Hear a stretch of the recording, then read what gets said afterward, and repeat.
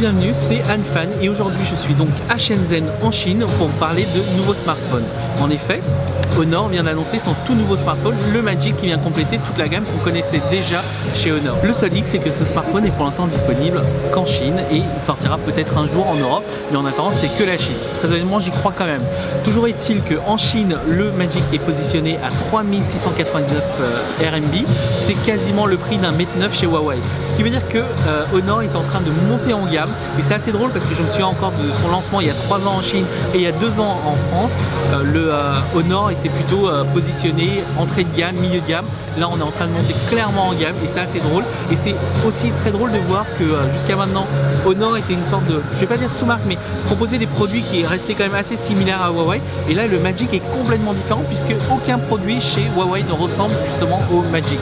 Alors je vais pas rentrer dans les caractéristiques techniques parce que vous les avez forcément, mais un truc qui m'a impressionné c'était les 4 capteurs photo. Alors déjà ce qui est impressionnant parce que moi j'aime la photo, vous savez. Alors il y a déjà les 2 capteurs de 12 mégapixels. Ces 2 capteurs vous les connaissez très bien, on les a vus avec le Honor 8, on les a vus avec le Huawei P9.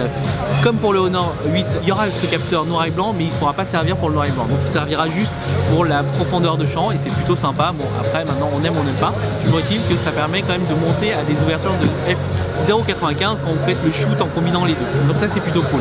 La deuxième chose c'est au niveau du capteur frontal. Jusqu'à maintenant il y avait le capteur de 8 mégapixels et bien là Honor a décidé d'innover tout ça et d'ajouter un capteur LED infrarouge. Alors à quoi sert ce capteur LED infrarouge? Ce capteur LED infrarouge va permettre non seulement de faire un meilleur autofocus dans des conditions de faible luminosité, mais en plus va pouvoir vous permettre de capturer votre visage dans toutes les conditions de lumière possibles. Alors vous allez me dire mais à quoi ça sert? Bah, c'est exactement ou à peu de choses près comme le RealSense chez Intel, c'est-à-dire que ça va reconnaître votre visage et c'est là où c'est intéressant puisque Honor apporte en plus un tout nouvel OS, une nouvelle surcouche qui s'appelle Magic Live et qui fonctionne sur Android 6 en plus de ça. Donc vous imaginez, il n'y a plus de MUI, il y a un nouveau smartphone et en plus un nouvel OS.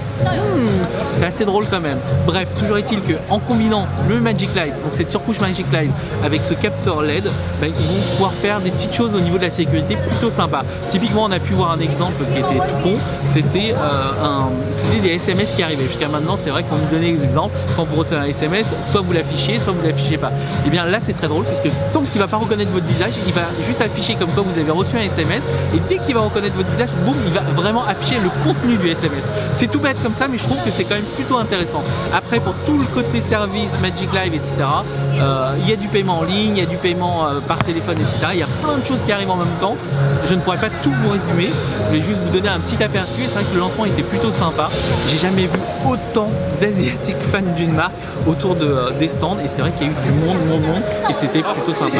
Voilà, je crois que j'ai à peu près fait le tour, c'est à peu près tout ce que j'ai retenu assez rapidement parce que bon, j'ai pris des notes et tout mais je ne me souviens pas de tout par cœur encore. Dans tous les cas c'était plutôt intéressant, c'est drôle de voir comment Honor évolue et si vous avez des questions n'hésitez pas, c'est dans les commentaires ici ou ici, je m'en souviens pas.